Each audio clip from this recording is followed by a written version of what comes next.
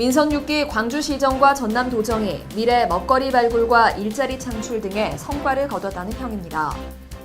광주시의회가 4년간의 제7대 의회 활동을 마무리했습니다. 광주와 전남의 자영업 수익성이 상당히 낮은 것으로 조사됐습니다. 시청자 여러분 안녕하십니까? DBS 광주 전남권 뉴스입니다. 민선 6기 광주시정과 전남도정이 미래 먹거리 발굴과 일자리 창출 등의 성과를 거뒀다는 평입니다.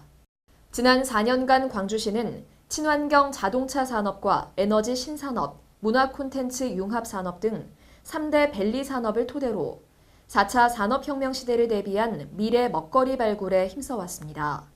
또 시민총회와 시민정치 페스티벌 개최를 통한 직접 민주주의 모델 실험은 전국적으로 큰 관심을 끌었고 민선 6기 대표 정책인 광주형 일자리 모델은 제조업의 위기를 극복할 문재인 정부의 새로운 국가 정책으로 채택됐습니다.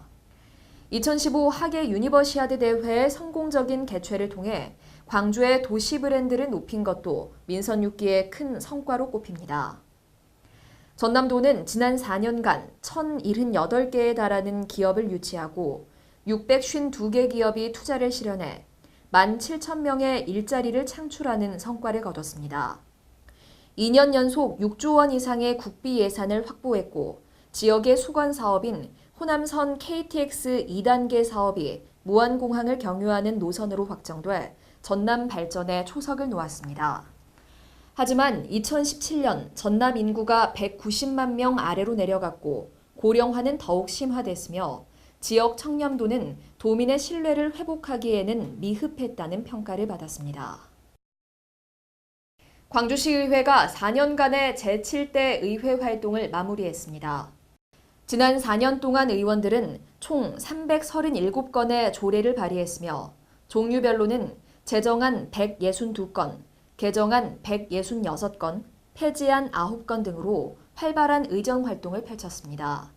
상임위원회별로 보면 행정자치위는 광주시 생활임금 조례와 광주시 장애인 평생교육 지원 조례 등을 제정했고 환경복지위는 광주시 홀로 사는 노인의 고독사 예방 조례와 광주시 아이돌봄 지원 조례 등을 산업건설위는 광주시 사회적 일자리 조례와 광주시 공동주택 층간소음 방지 조례 등을 통과시켰습니다. 이 밖에 교육문화위는 광주시 교육청 미세먼지 관리 조례를 제정해 학부모들의 좋은 반응을 얻었습니다. 광주와 전남의 자영업 수익성이 상당히 낮은 것으로 조사됐습니다. 한국은행 광주 전남본부에 따르면 자영업의 연평균 영업이익이 광주는 2,800만 원으로 광역시 가운데 가장 낮았고 전남은 2,400만 원으로 9개 도 가운데 강원 다음으로 낮은 수준을 보였습니다.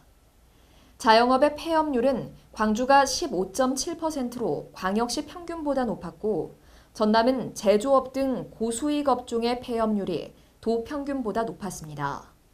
경제 전문가들은 자영업이 지역 경제 발전에 기여하기 위해서는 영세성을 극복하기 위한 자영업자 스스로의 노력뿐만 아니라 정책적인 지원도 필요하다고 진단했습니다. 광주 지역 금형 기업인의 화합과 단합을 위한 금형인의 날 행사가 광주 김대중 컨벤션 센터에서 열렸습니다.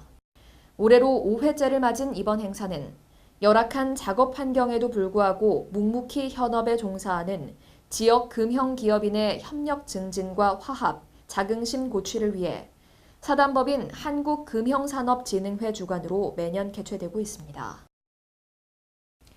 시청해주신 여러분 고맙습니다.